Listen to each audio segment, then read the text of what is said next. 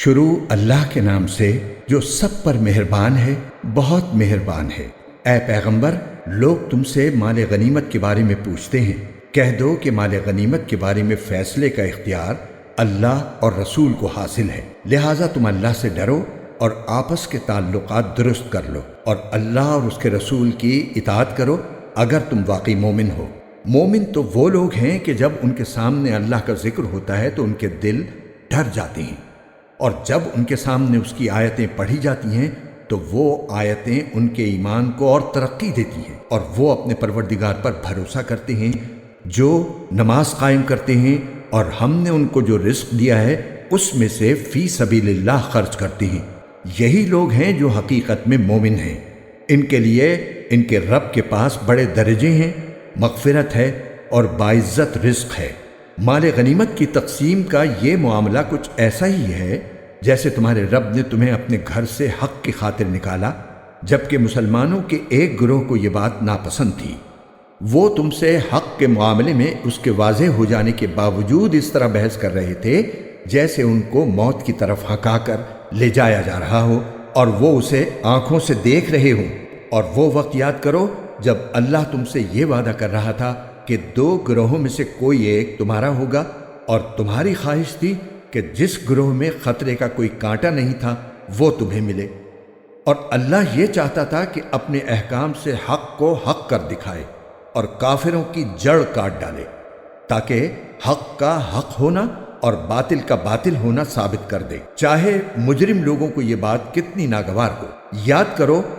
جب تم اپنے رب سے فریاد کر رہے تھے تو اس نے تمہاری فریاد کا جواب دیا کہ میں تمہاری مدد کے لیے 1000 فرشتوں کی کمک بھیجنے والا ہوں جو لگاتار آئیں گے، اور یہ وعدہ اللہ نے کسی اور وجہ سے نہیں بلکہ صرف اس لیے کیا کہ وہ خوشخبری بنے اور تاکہ تمہارے دلوں کو اطمینان حاصل ہو، ورنہ مدد کسی اور کے پاس سے نہیں صرف اللہ کے پاس سے آتی ہے۔ یقیناً اللہ اقتدار کا بھی مالک ہے، حکمت کا بھی مالک۔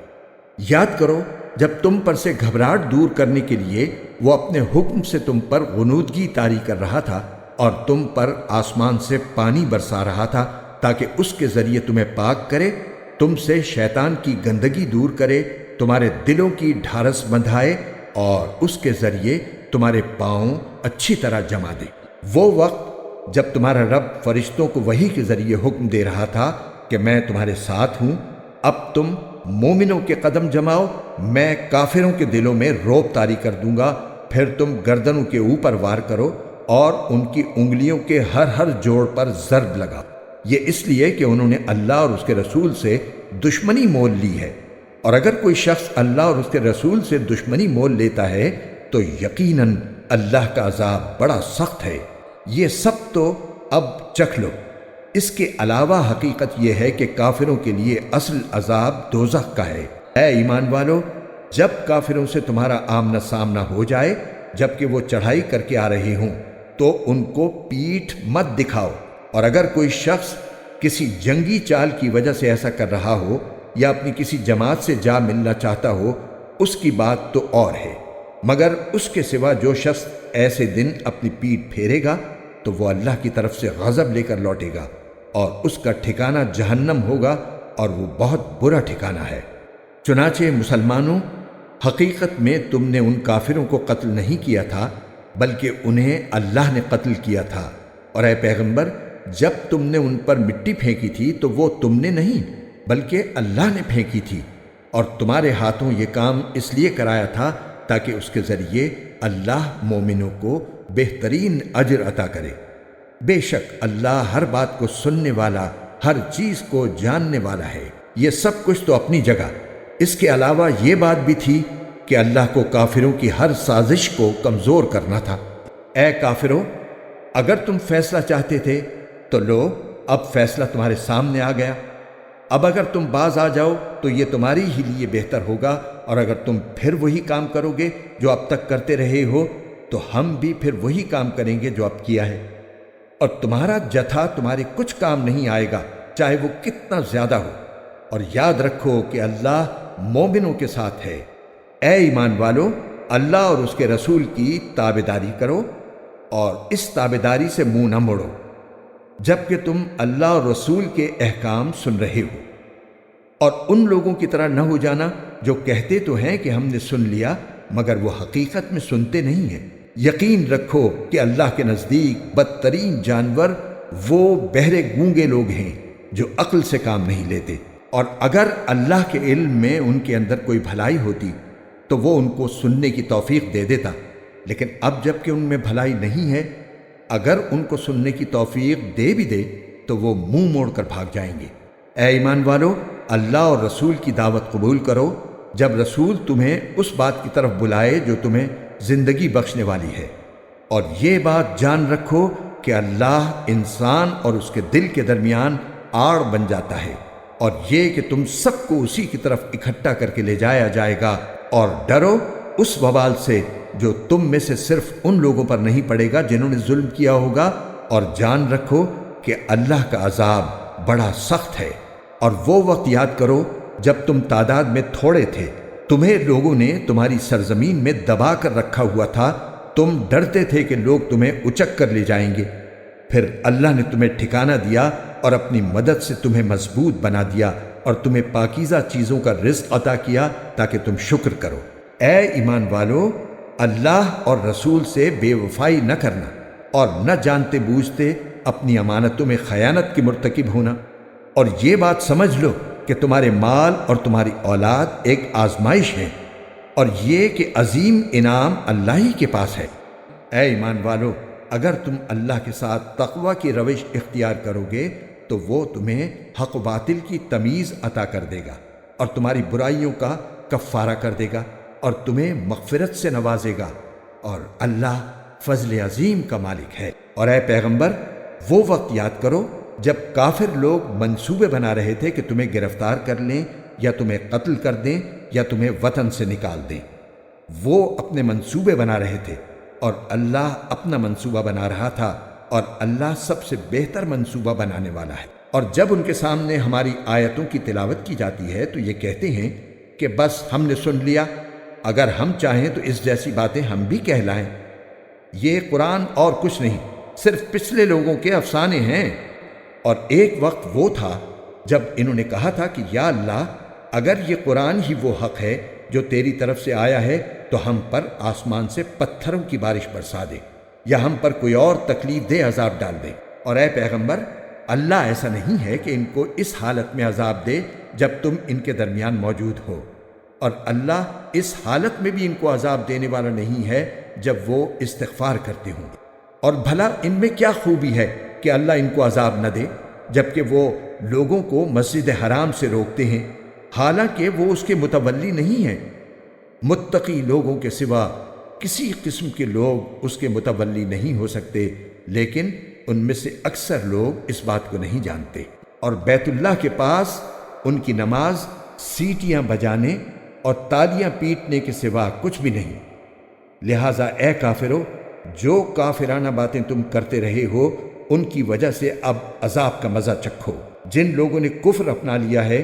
وہ اپنے مال اس کام کے لیے خرچ کر رہے ہیں کہ لوگوں کو اللہ کے راستے سے روکیں۔ نتیجہ یہ ہوگا کہ یہ لوگ خرچ تو کریں گے مگر پھر یہ سب کچھ ان کے لیے حسرت کا سبب بن جائے گا، اور آخر کار یہ مغلوب ہو جائیں گے، اور آخرت میں ان کافر لوگوں کو جہنم کی طرف اکٹھا کر کے لایا جائے گا تاکہ اللہ ناپاک لوگوں کو پاک لوگوں سے الگ کر دے اور ایک ناپاک کو دوسرے ناپاک پر رکھ کر سب کا ایک ڈھیر بنائے اور اس ڈھیر کو جہنم میں ڈال دے۔ یہی لوگ ہیں جو سراسر خسارے میں ہیں۔ اے پیغمبر، جن لوگوں نے کفر اپنا لیا ہے ان سے کہہ دو کہ اگر وہ باز آ جائیں تو پہلے ان سے جو کچھ ہوا ہے اسے معاف کر دیا جائے گا، اور اگر وہ پھر وہی کام کریں گے تو پچھلے لوگوں کے ساتھ جو معاملہ ہوا وہ ان کے سامنے گزر ہی چکا ہے۔ اور مسلمانوں، ان کافروں سے لڑتے رہو یہاں تک کہ فتنہ باقی نہ رہے اور دین پورے کا پورا اللہ کا ہو جائے۔ پھر اگر یہ باز آ جائیں تو ان کے اعمال کو اللہ خوب دیکھ رہا ہے، اور اگر یہ منہ موڑے رکھیں تو اللہ تمہارا رکھوالا ہے، بہترین رکھوالا اور بہترین مددگار۔ اور مسلمانوں، یہ بات اپنے علم میں لے آؤ کہ تم جو کچھ مال غنیمت حاصل کرو اس کا 5واں حصہ اللہ اور رسول اور ان کے قرابت داروں اور مسکینوں اور مسافروں کا حق ہے جس کی ادائیگی تم پر واجب ہے۔ اگر تم اللہ پر اور اس چیز پر ایمان رکھتے ہو جو ہم نے اپنے بندے پر فیصلے کے دن نازل کی تھی، جس دن دو جماعتیں باہم ٹکرائی تھیں، اور اللہ ہر چیز پر قادر ہے۔ وہ وقت یاد کرو جب تم لوگ وادی کے قریب والے کنارے پر تھے اور وہ لوگ دور والے کنارے پر، اور قافلہ تم سے نیچے کی طرف، اور اگر تم پہلے سے لڑائی کا وقت آپس میں طے کرتے تو وقت طے کرنے میں تمہارے درمیان ضرور اختلاف ہو جاتا، لیکن یہ واقعہ کہ پہلے سے طے کیے بغیر لشکر ٹکرا گئے اس لیے ہوا کہ جو کام ہو کر رہنا تھا اللہ اسے پورا کر دکھائے، تاکہ جسے برباد ہونا ہو وہ واضح دلیل دیکھ کر برباد ہو، اور جسے زندہ رہنا ہو وہ واضح دلیل دیکھ کر زندہ رہے۔ اور اللہ ہر بات سننے والا، ہر چیز جاننے والا ہے۔ اور اے پیغمبر، وہ وقت یاد کرو جب اللہ خواب میں تمہیں ان دشمنوں کی تعداد کم دکھا رہا تھا، اور اگر تمہیں ان کی تعداد زیادہ دکھا دیتا تو اے مسلمانوں تم ہمت ہار جاتے اور تمہارے درمیان اس معاملے میں اختلاف پیدا ہو جاتا، لیکن اللہ نے تمہیں اس سے بچا لیا۔ یقیناً وہ سینوں میں چھپی باتیں خوب جانتا ہے۔ اور وہ وقت یاد کرو کہ جب تم ایک دوسرے کے مد مقابل آئے تھے تو اللہ تمہاری نگاہوں میں ان کی تعداد کم دکھا رہا تھا اور ان کی نگاہوں میں تمہیں کم کر کے دکھا رہا تھا، تاکہ جو کام ہو کر رہنا تھا اللہ اسے پورا کر دکھائے، اور تمام معاملات اللہ ہی کی طرف لوٹائے جاتی ہیں۔ اے ایمان والو، جب تمہارا کسی گروہ سے مقابلہ ہو جائے تو ثابت قدم رہو اور اللہ کا کثرت سے ذکر کرو تاکہ تمہیں کامیابی حاصل ہو، اور اللہ اور اس کے رسول کی اطاعت کرو اور آپس میں جھگڑا نہ کرو، ورنہ تم کمزور پڑ جاؤ گے اور تمہاری ہوا اکھڑ جائے گی۔ اور صبر سے کام لو، یقین رکھو کہ اللہ صبر کرنے والوں کے ساتھ ہے۔ اور ان لوگوں کی طرح نہ ہو جانا جو اپنے گھروں سے اکڑتے ہوئے اور لوگوں کو اپنی شان دکھاتے ہوئے نکلے تھے اور دوسروں کو اللہ کے راستے سے روک رہے تھے، اور اللہ نے لوگوں کے سارے اعمال کو اپنے علم کے احاطے میں لیا ہوا ہے۔ اور وہ وقت بھی قابل ذکر ہے جب شیطان نے ان کافروں کو یہ سجھایا تھا کہ ان کے اعمال بڑے خوشنما ہیں،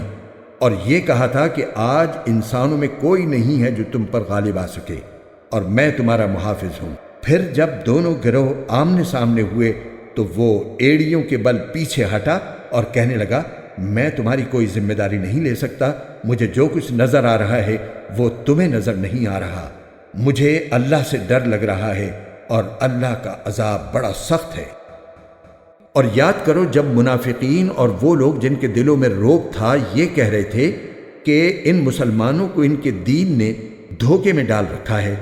حالانکہ جو کوئی اللہ پر بھروسہ کرے تو اللہ سب پر غالب ہے، بڑی حکمت والا ہے۔ اور اگر تم دیکھتے تو وہ عجیب منظر تھا جب فرشتے ان کافروں کی روح قبض کر رہے تھے، ان کے چہروں اور پشت پر مارتے جاتے تھے اور کہتے جاتے تھے کہ اب جلنے کا مزہ بھی چکھنا۔ یہ سب کچھ ان اعمال کا بدلہ ہے جو تم نے اپنے ہاتھوں آگے بھیج رکھے تھے، اور یہ بات طے ہے کہ اللہ بندوں پر ظلم کرنے والا نہیں ہے۔ ان لوگوں کا حال ایسا ہی ہوا جیسا فرعون کی قوم اور ان سے پہلے لوگوں کا حال ہوا تھا۔ انہوں نے اللہ کی نشانیوں کو ماننے سے انکار کیا، نتیجہ یہ ہوا کہ اللہ نے ان کے گناہوں کی وجہ سے انہیں اپنی گرفت میں لے لیا۔ یقیناً اللہ کی طاقت بڑی ہے اور عذاب بڑا سخت۔ یہ سب کچھ اس لیے ہوا کہ اللہ کا دستور یہ ہے کہ اس نے جو نعمت کسی قوم کو دی ہو اسے اس وقت تک بدلنا گوارا نہیں کرتا جب تک وہ لوگ خود اپنی حالت تبدیل نہ کر لیں، اور اللہ ہر بات سنتا، سب کچھ جانتا ہے۔ اس معاملے میں بھی ان کا حال ایسا ہی ہوا جیسا فرعون کی قوم اور ان سے پہلے لوگوں کا حال ہوا تھا۔ انہوں نے اپنے رب کی نشانیوں کو جھٹلایا، نتیجہ یہ ہوا کہ ہم نے ان کے گناہوں کی وجہ سے انہیں ہلاک کر دیا اور فرعون کی قوم کو غرق کر دیا، اور یہ سب لوگ ظالم تھے۔ یقین جانو کہ اللہ کے نزدیک زمین پر چلنے والے جانداروں میں بدترین لوگ وہ ہیں جنہوں نے کفر اپنا لیا ہے، جس کی وجہ سے وہ ایمان نہیں لاتے۔ یہ لوگ وہ ہیں جن سے تم نے عہد لے رکھا ہے،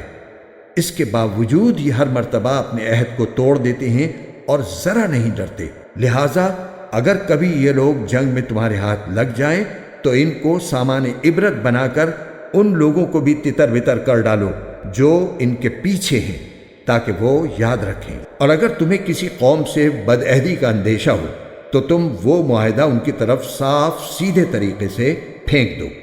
یاد رکھو کہ اللہ بدعہدی کرنے والوں کو پسند نہیں کرتا،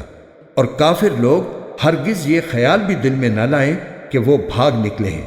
یہ یقینی بات ہے کہ وہ اللہ کو عاجز نہیں کر سکتے۔ اور مسلمانوں، جس قدر طاقت اور گھوڑوں کی جتنی چھاونیاں تم سے بن پڑیں،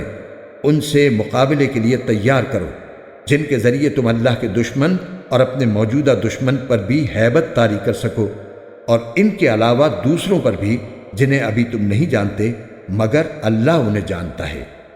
اور اللہ کے راستے میں تم جو کچھ خرچ کرو گے وہ تمہیں پورا پورا دے دیا جائے گا، اور تمہارے لیے کوئی کمی نہیں کی جائے گی۔ اور اگر وہ لوگ صلح کی طرف جھکیں تو تم بھی اس کی طرف جھک جاؤ، اور اللہ پر بھروسہ رکھو۔ یقین جانو وہی ہے جو ہر بات سنتا، سب کچھ جانتا ہے۔ اور اگر وہ تمہیں دھوکہ دینے کا ارادہ کریں گے تو اللہ تمہارے لیے کافی ہے۔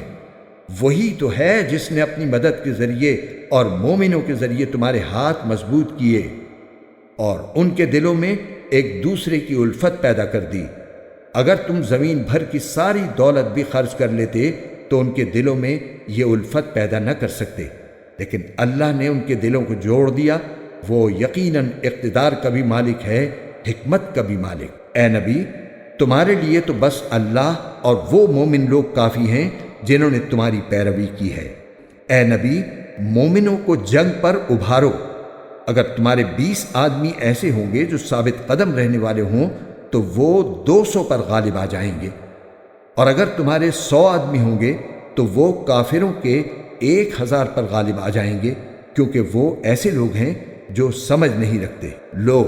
اب اللہ نے تم سے بوجھ ہلکا کر دیا، اور اس کے علم میں ہے کہ تمہارے اندر کچھ کمزوری ہے، لہٰذا اب حکم یہ ہے کہ اگر تمہارے ثابت قدم رہنے والے 100 آدمی ہوں تو وہ 200 پر غالب آ جائیں گے، اور اگر تمہارے 1000 آدمی ہوں تو وہ اللہ کے حکم سے 2000 پر غالب آ جائیں گے، اور اللہ ثابت قدم رہنے والوں کے ساتھ ہے۔ یہ بات کسی نبی کے شایع نشان نہیں ہے کہ اس کے پاس قیدی رہیں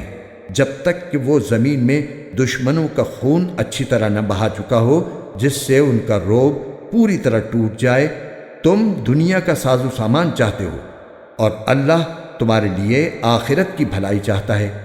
اور اللہ صاحب اقتدار بھی ہے، صاحب حکمت بھی۔ اگر اللہ کی طرف سے ایک لکھا ہوا حکم پہلے نہ آ چکا ہوتا تو جو راستہ تم نے اختیار کیا اس کی وجہ سے تم پر کوئی بڑی سزا آ جاتی۔ لہٰذا اب تم نے جو مال غنیمت میں حاصل کیا ہے اسے پاکیزہ حلال مال کے طور پر کھاؤ، اور اللہ سے ڈرتے رہو، یقیناً اللہ بہت بخشنے والا بڑا مہربان ہے۔ اے نبی، تم لوگوں کے ہاتھوں میں جو قیدی ہیں